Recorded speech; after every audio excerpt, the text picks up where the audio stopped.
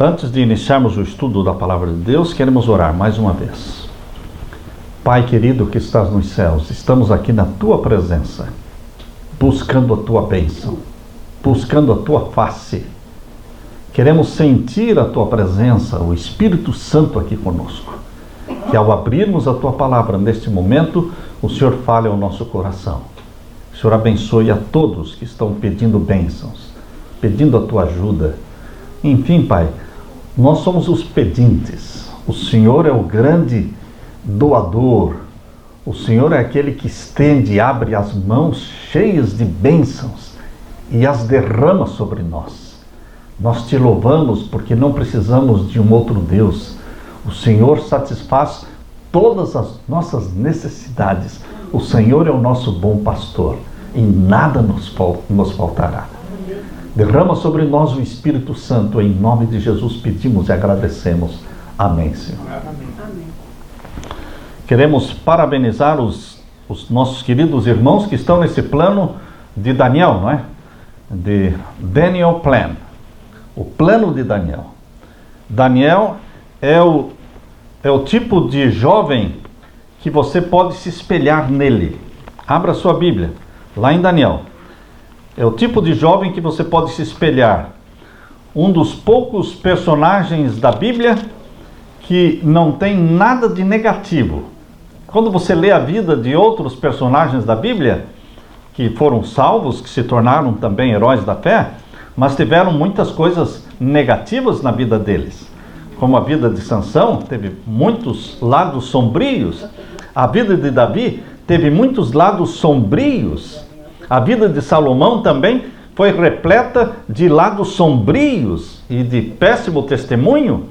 Mas quando você vê a vida de Daniel, é uma vida de pureza, é uma vida de santidade, é uma vida de inspiração, é um exemplo que deve ser imitado.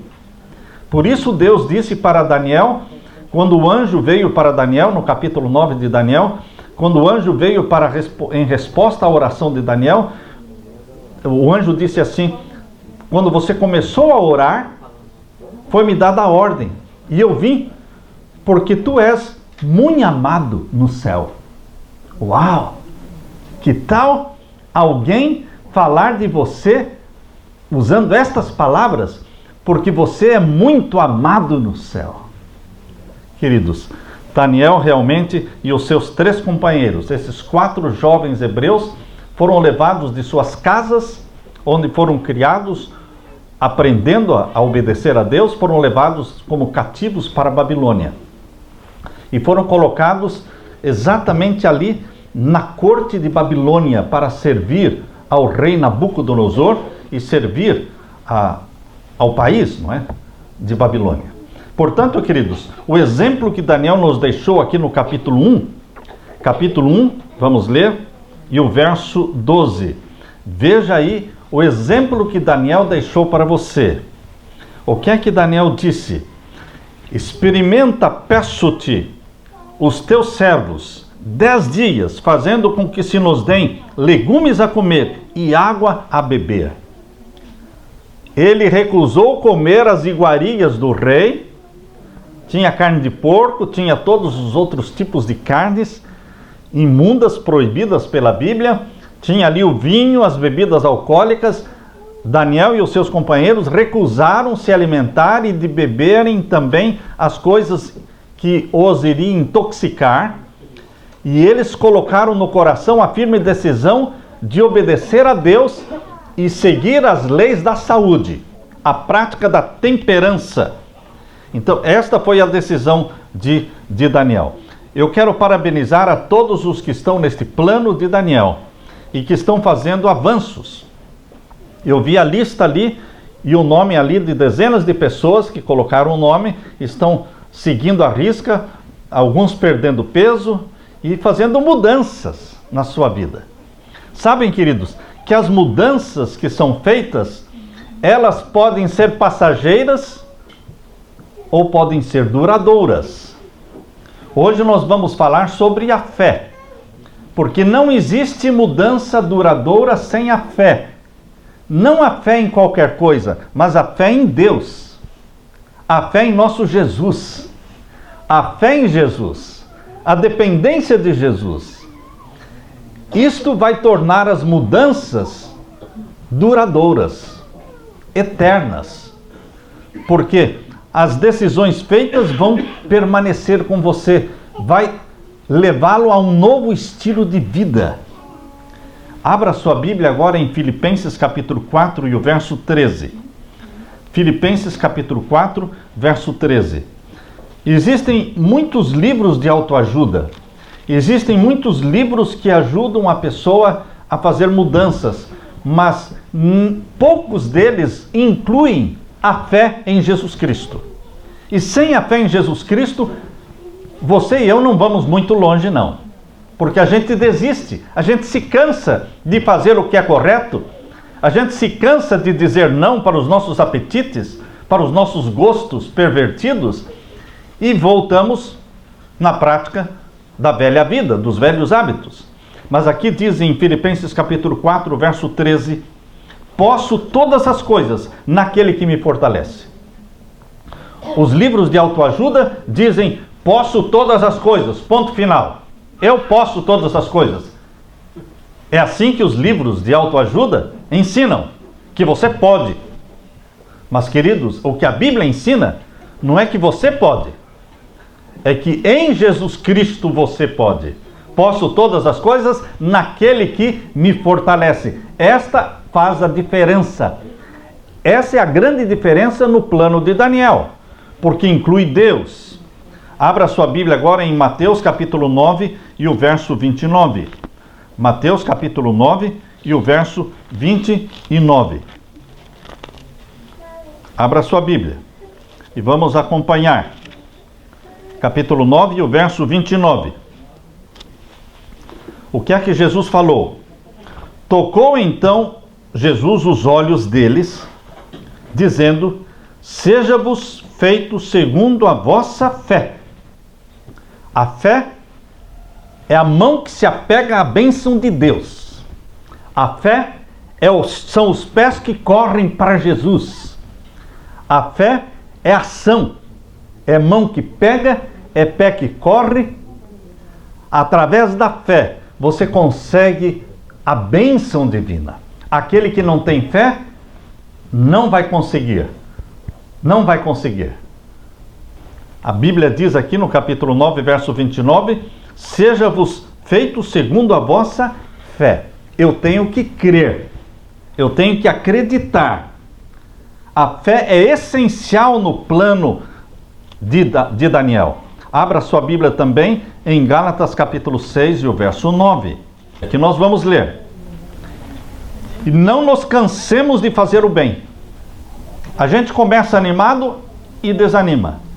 Começa e para. Começa e para. Uma vez um homem disse assim, deixar de fumar é muito fácil. Eu já deixei 1000 vezes. Ou seja, as pessoas deixam e voltam. Deixam e voltam. Nós temos que não parar. Tomar decisões firmes. Decisões duradouras. E isto só pela fé em Jesus Cristo. É só pelo poder do Espírito Santo que em nós habita. Faremos decisões duradouras. A Leila e eu nos tornamos vegetarianos quando nós tínhamos 18 anos de idade. Hoje estamos com 66 anos de idade. Então nossos filhos nasceram já num lar vegetariano. Nossos netinhos, são 4 netos, não é? Já nasceram em lares vegetarianos. A nora também é vegetariana, o genro também é vegetariano. E queridos, quem chega perto da gente acaba se tornando vegetariano. Por quê? Porque é um estilo de vida duradouro. É a força de vontade. Não, não é só a força de vontade. Pela força de vontade a gente não vai muito longe. Por isso que tem gente que deixa de fumar e volta a fumar, deixa de beber e volta a beber, porque ele está usando só a força de vontade. A força de vontade é muito fraca para fazer decisões duradouras. Nós temos que colocar Jesus. É o poder de Jesus na nossa vida. Por isso diz aqui em Gálatas capítulo 6 e o verso 9, e não nos cansemos de fazer o bem, porque a seu tempo nós vamos colher, vamos ceifar, se não houvermos desfalecido. Não se canse de fazer o bem. E agora Efésios capítulo 3 e o verso 20. Abra sua Bíblia em Efésios capítulo 3 e o verso 20. Ora, aquele que é poderoso para fazer tudo, muito mais abundantemente além daquilo que pedimos ou pensamos, segundo o poder que em nós opera. Deus é poderoso para fazer muito mais do que nós estamos pedindo, muito mais abundantemente do que aquilo que estamos pedindo ou pensando. Ele opera, Ele faz, Ele tem o poder. Mas, queridos, não é só a força da vontade, é pelo poder do Espírito Santo. Zacarias capítulo 4, verso 6, diz que não é pela força e nem pela violência, é pelo poder do Espírito Santo. Zacarias capítulo 4 e o verso 6, abra sua Bíblia. Zacarias capítulo 4 e o verso 6, aqui lemos. E respondeu e me falou dizendo, esta é a palavra do Senhor a Zorobabel, dizendo, não por força e nem por violência. Não é pela força e nem pela violência, e não é só pela força de vontade, mas pelo meu Espírito, diz o Senhor. É o Espírito Santo enviado por Jesus. Jesus disse, eu vou, mas eu vos enviarei o Espírito Santo, e ele habitará em vós, ele viverá em vocês. Não vos deixarei órfãos, eu irei, mas enviarei o Espírito Santo. Queridos, o Espírito Santo é que habita em você. O Espírito Santo não faz visitinhas para você, ele habita em você, ele mora em você, ele mora na minha mente. E ele diz onde ir, onde não ir, ele diz o que comer, o que não comer. Ele é que tira você do sofá e coloca você para fazer exercício físico. É o Espírito Santo que está com você quando você se assenta à mesa para comer, dando sabedoria para você fazer escolhas saudáveis, para comer a salada em vez de comer a pizza, de comer a salada em vez de comer donuts. Queridos, Deus, através do Espírito Santo, habita em nós. Pelo meu Espírito, somente através dele, nós podemos fazer mudanças duradouras. Agora eu quero que você leia comigo a primeira carta de Pedro, capítulo 2, verso 11. A primeira carta de Pedro, capítulo 2, e o verso 11. Aqui lemos. Amados, peço-vos, como a peregrinos e forasteiros. O que é que nós somos aqui na terra? Peregrinos, forasteiros. Por que somos peregrinos? Porque a nossa cidadania não é aqui. Nossa cidadania é o céu. É para lá que estamos indo. Peço-vos, amados, como a peregrinos e forasteiros, que vos abstenhais das concupiscências carnais que combatem contra a alma. Concupiscências carnais. O que significa isso? Muitos consideram este verso de 1 Pedro 2,11 como uma advertência somente contra a licenciosidade, contra a imoralidade, contra o adultério, contra a promiscuidade sexual. Mas não é somente na área sexual. Essas concupiscências da carne se referem também à bebida alcoólica, ao cigarro, às coisas, aos alimentos insalubres, aos alimentos prejudiciais à saúde. Que ninguém dentre os que professam piedade considere com indiferença a saúde do corpo e se lisonjeie, pensando que a intemperança não seja pecado, porque é pecado. Intemperança é pecado. E nós deveremos, porque é o fruto do Espírito Santo, uma das características do fruto do Espírito Santo é a temperança. O fruto do Espírito Santo, Gálatas 5:22, inclui a temperança. A temperança é você comer e beber aquilo que é saudável e na quantidade correta. É intemperança comer de forma glutona. Há pessoas que vivem para comer, mastigam o dia todo. Existem dietas por aí aconselhando você a comer de 2 em 2 horas, de 3 em 3 horas. A vantagem disso é apodrecer o estômago. Apodrece o estômago. Quando você come de 2 em 2 horas ou de 3 em 3 horas, o estômago não tem tempo para descansar nunca. O estômago nunca fica vazio, ele sempre está abarrotado, e uma comida em cima da outra, fermentando. Portanto, queridos, a temperança, ninguém pense que isto não seja pecado, porque é pecado e afetará a nossa espiritualidade. Pessoas que separam a comida, o comer e o beber e a espiritualidade, como se fossem coisas separadas. Não, irmãos. Tudo que afeta uma coisa, afeta a outra. A mente e o corpo. A parte espiritual, a parte mental, a parte física, estão interligadas. Não podemos separar estas coisas. Existe uma íntima relação entre a natureza física e a moral. Quem falou? Estou lendo esse livrinho aqui, Santificação, foi escrito pela serva de Deus, Ellen White, há mais de 100 anos atrás. Então está aqui ela dizendo que existe uma íntima relação entre a natureza física e a moral.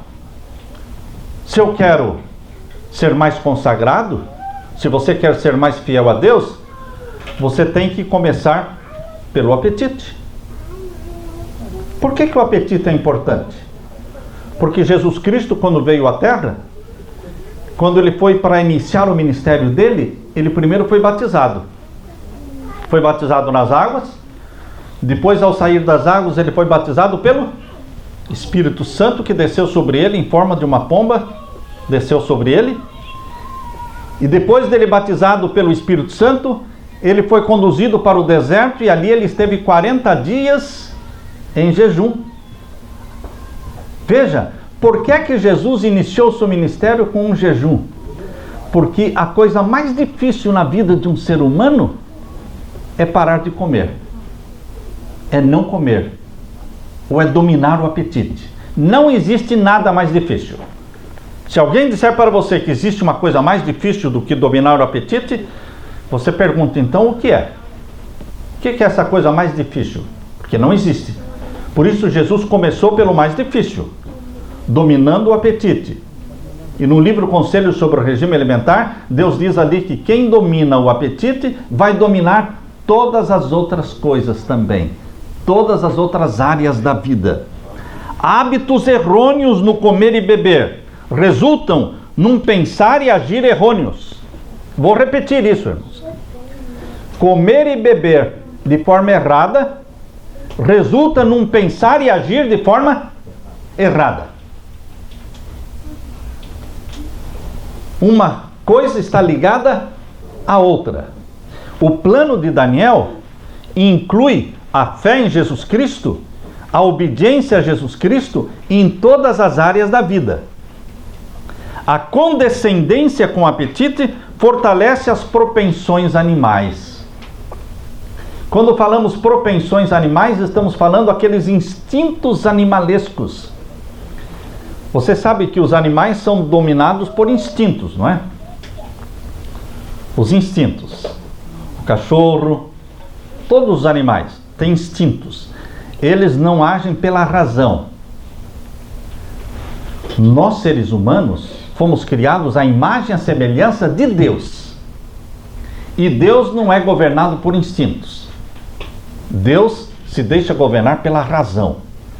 E nós fomos feitos como seres racionais. E nós devemos agir pela razão. Quando nós condescendemos com o apetite de comer toda hora e comer aquilo que nos agrada, quando nós não fazemos a pergunta, querido Jesus, isso te agrada? É da tua vontade que eu beba isso? É da tua vontade que eu coma isso? É da tua vontade? Quando nós não fazemos esta pergunta, nós vamos seguir os nossos gostos, os nossos apetites, nossas preferências. E as nossas preferências não são as mais saudáveis, porque nós somos pecadores, temos uma natureza pecaminosa. Então, o apetite pervertido, ele fortalece as propensões e as tendências, as inclinações para o que é mal, para o que é ruim, dando ascendência das propensões animais sobre as faculdades mentais e espirituais. E é impossível a qualquer pessoa gozar da bênção da santificação enquanto é egoísta e é glutona.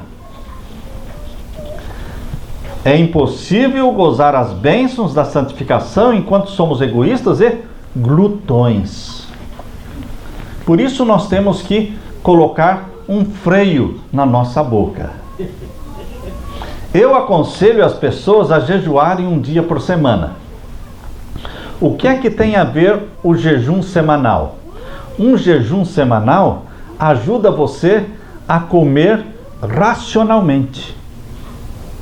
Se você, a Leila e eu temos um jejum semanal, mas é um dia na semana somente.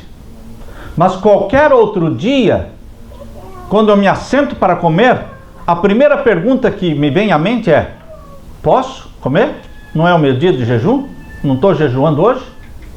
Não, hoje não é o meu dia. Ah, sim, então eu posso. Você deixa de comer por instinto. Você passa a comer racionalmente.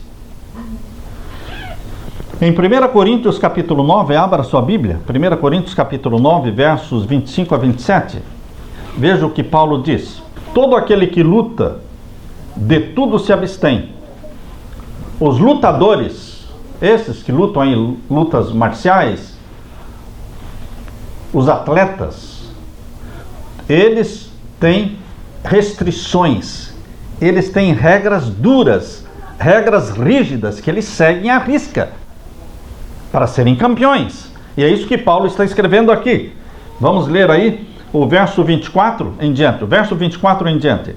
Não sabeis vós que os que correm no estádio, todos na verdade correm, mas um só leva o prêmio? Correi de tal maneira que o alcanceis.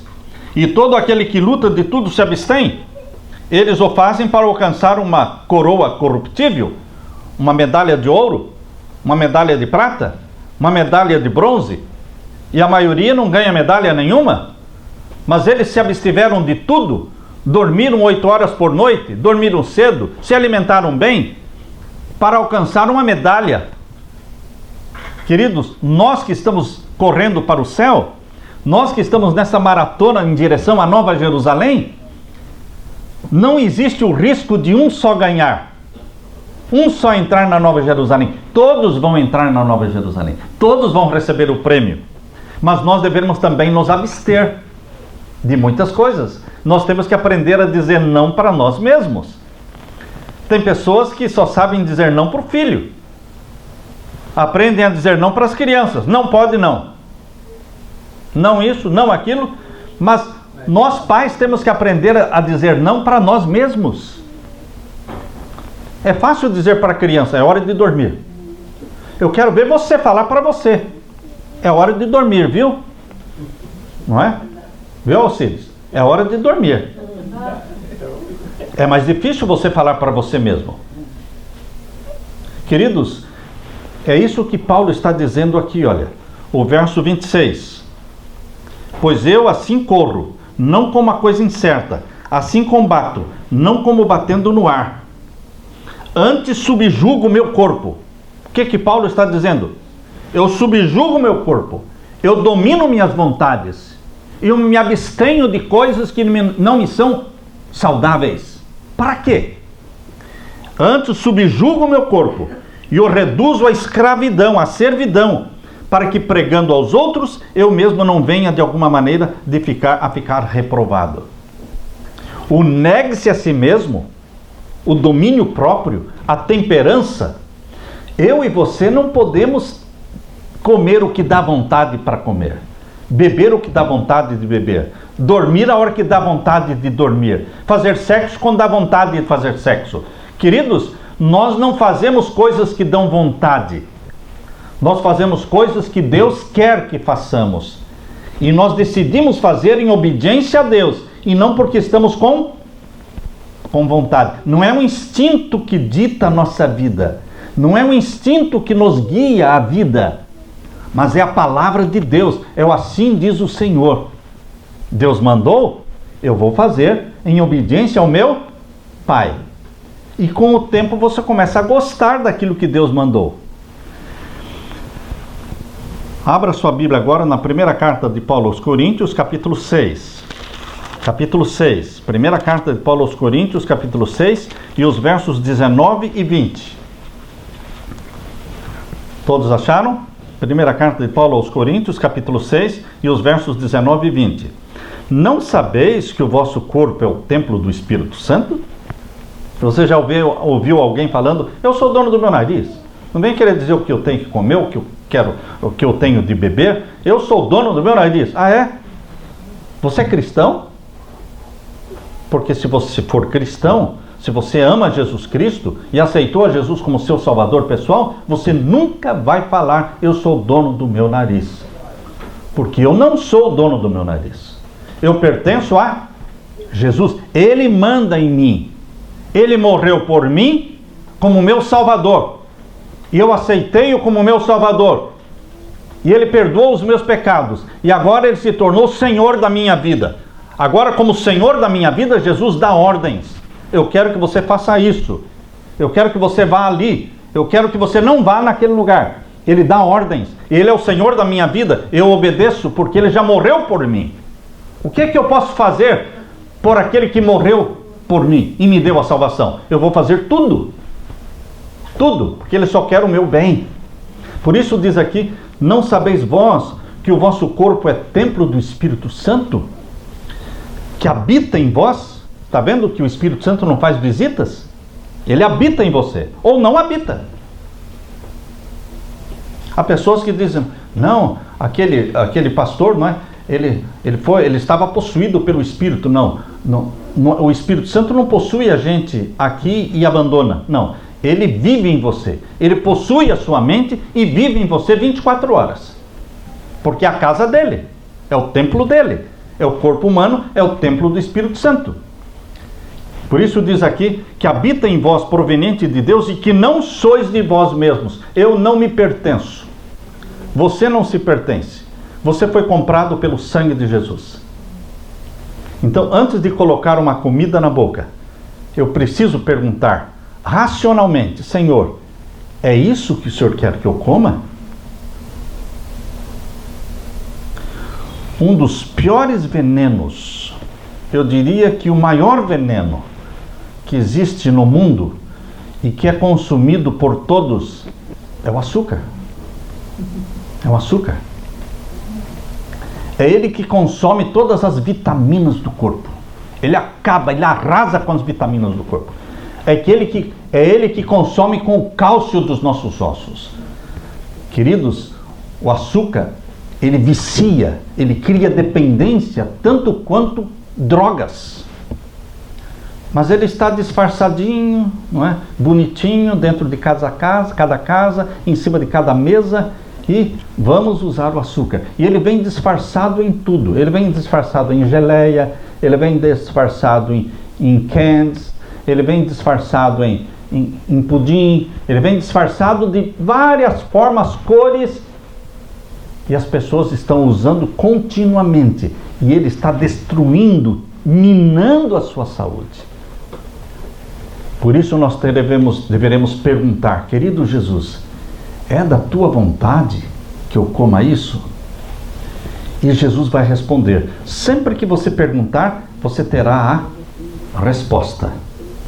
Fostes comprados, verso 20, capítulo 6, verso 20, porque fostes comprados por bom preço. Glorificai, pois, a Deus no vosso corpo e no vosso espírito, os quais pertencem a Deus. Como é que eu posso glorificar a Deus no meu corpo?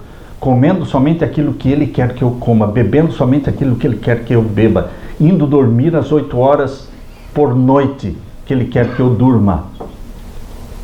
Você não pode dormir depois das 10, você tem que dormir, 10 é o limite. Você pode ir antes das 10 para a cama, mas depois das 10 você já começa a sair fora dos planos de Deus, porque você tem que dormir 8 horas e você tem que levantar bem cedinho.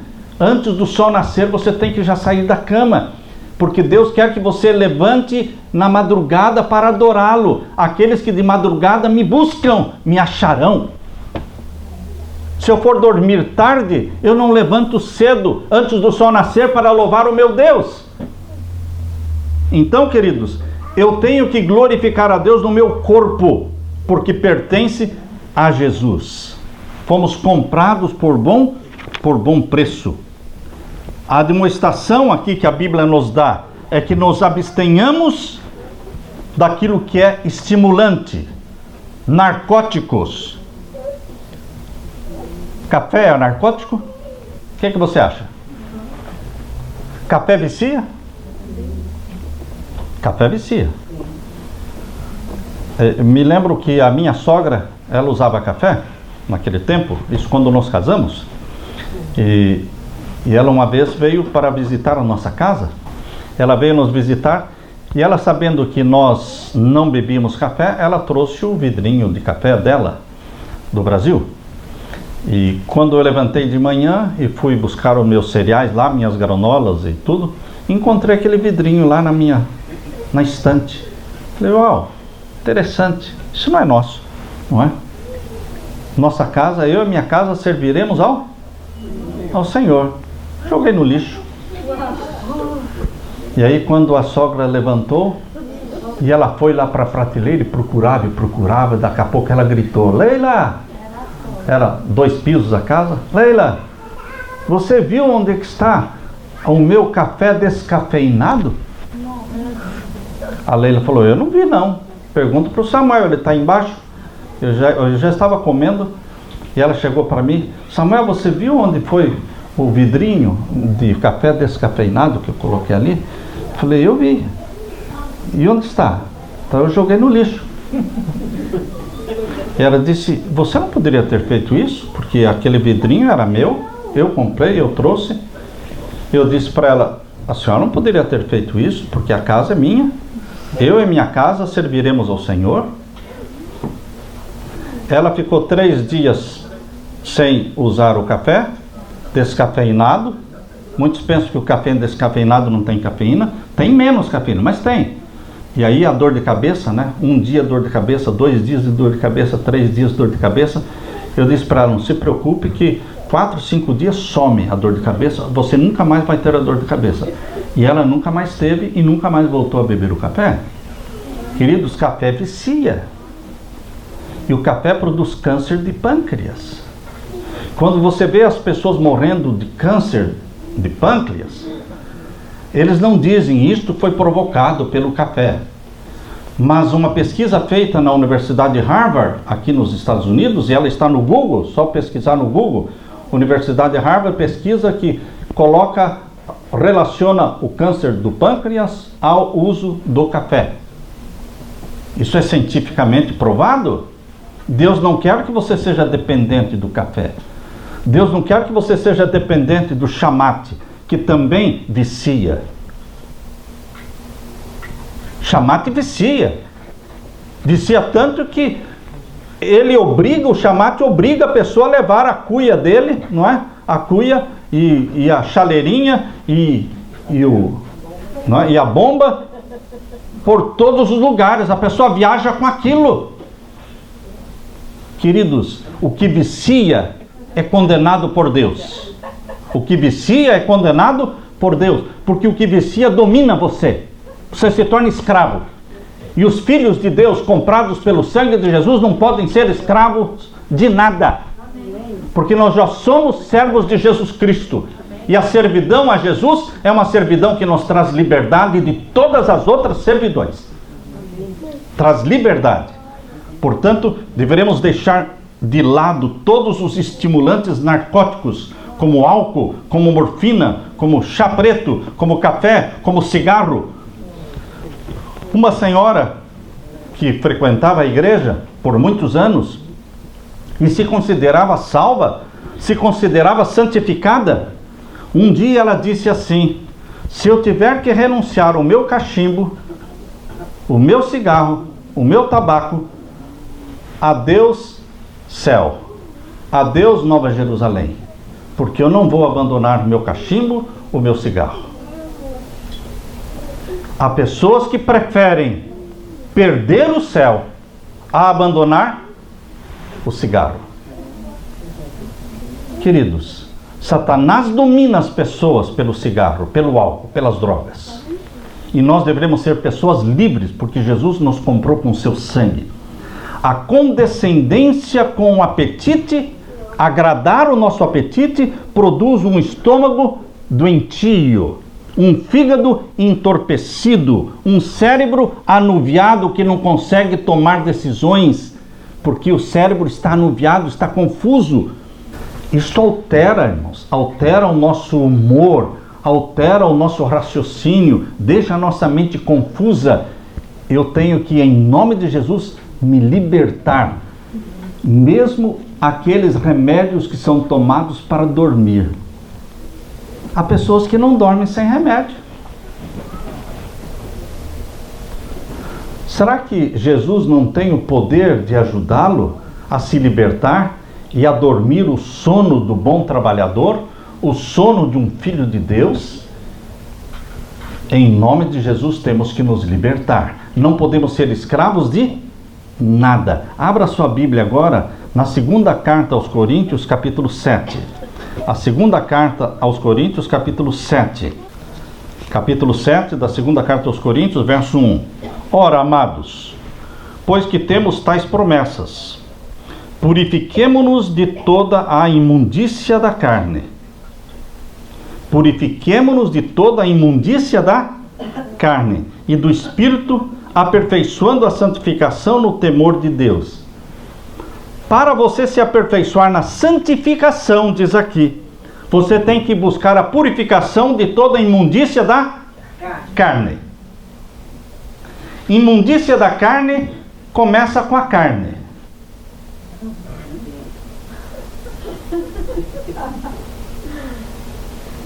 Imundícia da carne começa com a carne. Carne com gordura, carne com sangue, nós temos que dizer o quê? Não. Deus proibiu o uso da carne com sangue.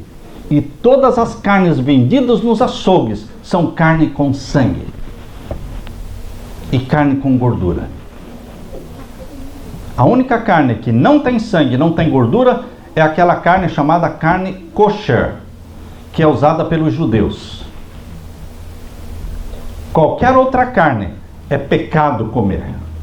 É pecado. A carne kosher, sem sangue e sem gordura, não é pecado comer. Deus quer que você e eu sejamos vegetarianos. Mas se tiver que comer uma carne, que seja qual? Kosher. Só que ela não tem gosto.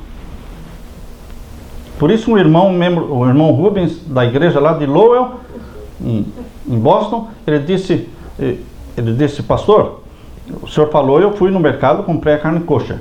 Mas olha, não tinha gosto nenhum. Então eu resolvi deixar de comer carne. Falei, parabéns.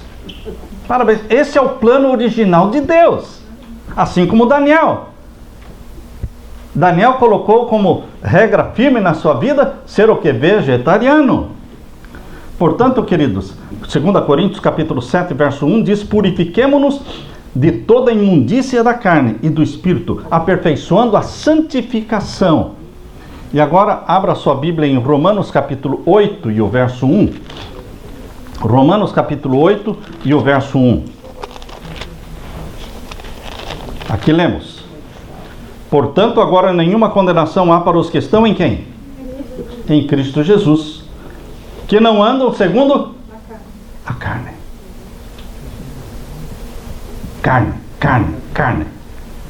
Carne tem a ver com natureza carnal, que gosta de imoralidades, de novelas, de pornografia, de coisas baixas, coisas vulgares.